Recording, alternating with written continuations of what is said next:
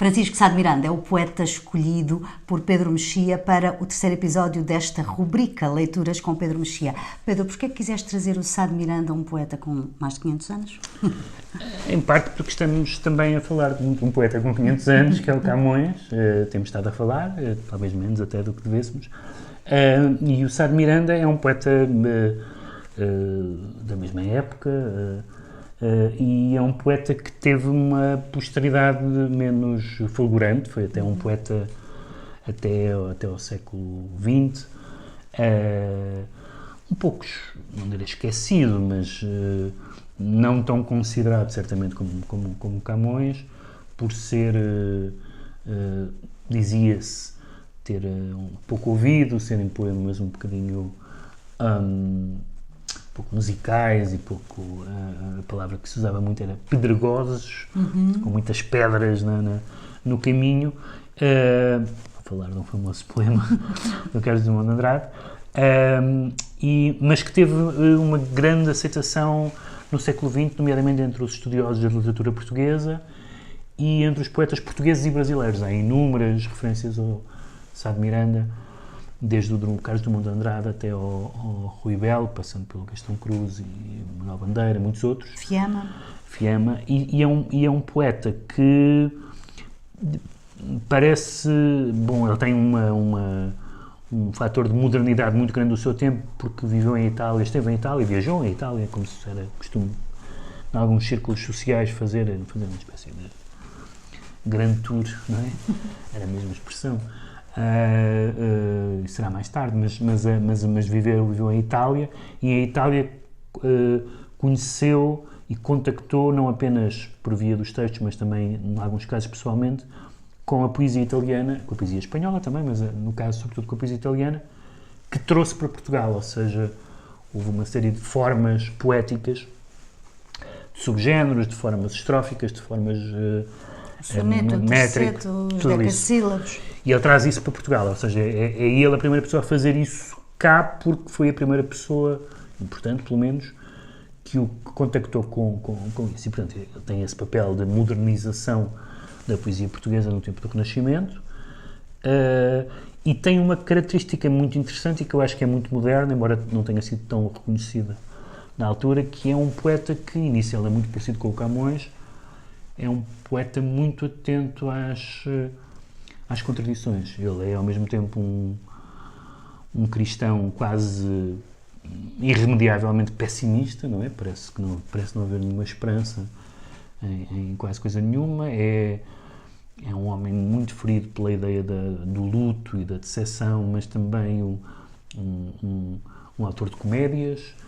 É um homem que foi um poeta de corte, que esteve incluído no Cancioneiro Geral de 1516, e que se desilude e vai viver para o campo, e vai para o Minho, e vai afastar-se dos assuntos mundanos.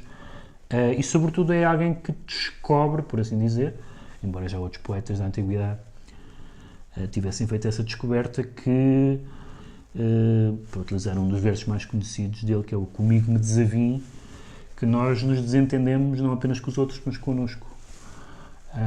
Que cada um se desentende consigo mesmo. Não posso viver comigo e não posso viver sem mim. Exatamente, e portanto é um poeta extraordinariamente moderno sobre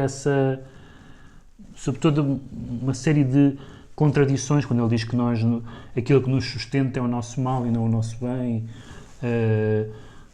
Ideias que são moderníssimas, algumas são quase pré-psicanalíticas, digamos assim, sobre o eu dividido e o sujeito às vezes quase masoquista, etc. E está muito presente. É um poeta difícil, não é um poeta fácil, mas é um poeta que tem todas as condições para ser relido hoje em dia, como relemos o Camões. Claro que o Camões é um poeta essencialmente amoroso, não essencialmente, mas muito fortemente amoroso, e isso tem tem um apelo... O Sá de Miranda tem poemas de amor, mas não é o tema fundamental, e portanto é uma ideia apenas de recuperar os nossos clássicos. Eu acho que é importante recuperar os clássicos enquanto clássicos, mas também enquanto modernos, porque as duas coisas são verdade. Ou pode ser só uma delas, ou seja, há escritores que são interessantes porque são antigos, de facto, mas é muito importante para perceber a língua ou a cultura portuguesa ou a história portuguesa, é interessante por isso. E outros que podem ter 500 anos e dizem coisas que são novas. Há um poema do Sá de Miranda que começa: o que é isto? E, como é óbvio, isso até hoje seria... Ou seja, o que é isto... sem nós sabemos o que é isto, não é? Portanto, é um poeta que foi moderno no seu tempo e é moderno no nosso, e que faz todo o sentido aplicar ao Sá de Miranda aquela lógica: se gostou do Camões, leia também Sá de Miranda. De resto, o Pedro Mexia diz, no decorrer da nossa conversa do podcast, que se tivesse uma livraria poria ao lado da obra de Camões pelo menos este volume da Assíria Alvim, que é o Francisco Sá de Miranda, obra completa. Deixamos esta sugestão, mas também uma ou outra, se quiser começar por ler o Sá de Miranda de uma forma, digamos, um bocadinho mais... Mas essa não punha na minha livraria. Mas estou eu a dizer. Esta na tua. De uma forma um bocadinho mais acessível, talvez. Há este livro chamado Sá de Miranda, Antologia Inquieta, que tem uma seleção e introdução do Pedro Mexia, e que é edição da Ópera Ómnia. Portanto, já sabe, Sá de Miranda, um autor com 500 anos e, apesar de tudo e apesar disso, moderno. As razões para conhecer essa modernidade também ficam muito claras neste podcast.